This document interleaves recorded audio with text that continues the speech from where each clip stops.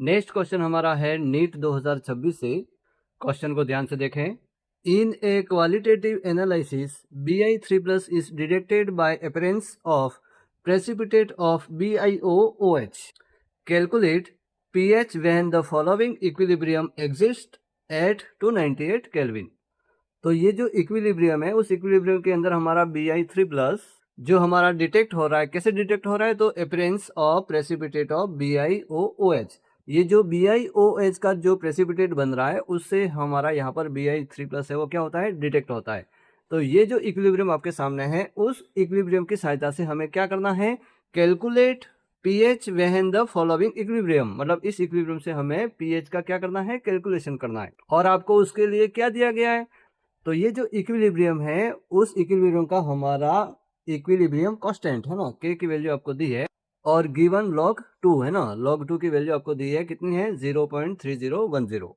तो इससे हमें किसका कैलकुलेशन करना है? तो हमें निकालना है, किसकी वैल्यू निकालनी है? हमें pH है ना, pH की वैल्यू हमें निकालनी है। तो कैसे निकालेंगे? तो यहाँ पर ये जो इक्विलिब्रियम है उस इक्विलिब्रियम के अंदर हमारे कौन से आयन बन रहे हैं? OH- ion. मतलब इस OH- आयन की जो कॉन्सेंट्रेशन है वो कॉन्सेंट्रेशन हम पहले निकालेंगे। इस OH की कॉन्सेंट्रेशन से हम निकालेंगे POH, और जब POH हमें प्राप्त हो जाएगा तो उससे हम क्या निकाल पाएंगे? pH। अब यहाँ पर इस सवाल के अंदर हमें OH की कॉन्सेंट्रेशन यहाँ पर दी हुई नहीं है, तो OH की कॉन्सेंट्रेशन हम कैसे निकालेंगे? तो वो हम निकालेंगे हमारा इक्विलिब्रियम कांस्टेंट जो K की वैल्यू दी हुई है उससे हम निकालेंगे OH की कॉन्सेंट्रेशन। और OH की कॉन्सेंट्रेशन हमें जैसे ही प्राप्त हो जाएगी तो हम निकाल देंगे POH, और POH यदि प्राप्त हो गया तो POH से हम निकाल पाएंगे pH। तो ध्यान से देखें इसे हम कैसे सोल्व करते हैं।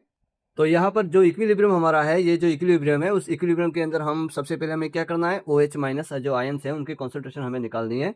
तो वो हम कैसे निकालेंगे? तो हम निकालेंगे K की वैल्यू से, है ना।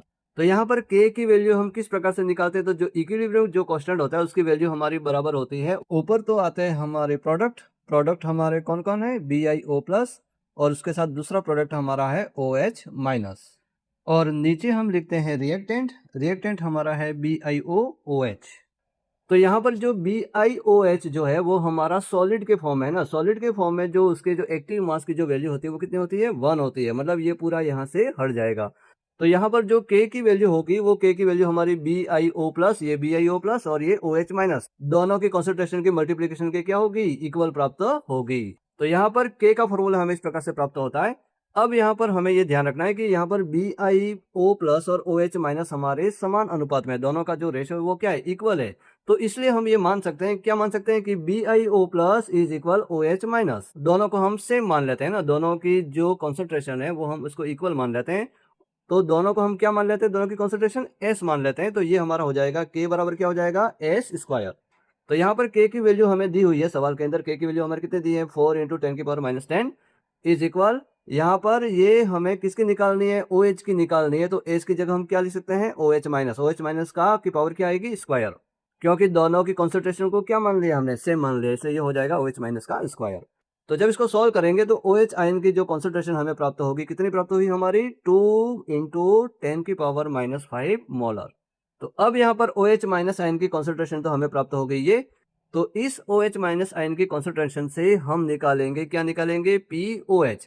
तो POH हमारा निकालने का फॉर्मूला है POH is equal -log OH- ion की कॉन्सेंट्रेशन। तो यहाँ पर OH- आयन की जो कॉन्सेंट्रेशन हमें जो प्राप्त हुई है इसकी वैल्यू को हम यहाँ पे रखते हैं, और इसको जब आगे सॉल्व करते हैं तो यहाँ पर ये प्राप्त हो रहा है POH इज इक्वल 5 - log 2, और log 2 की वैल्यू हमारी है 0.3010। तो यहाँ पर POH के अंदर 5 को इससे हम माइनस करेंगे तो ये वैल्यू हमारी प्राप्त होगी, कितनी प्राप्त होगी? 4.699।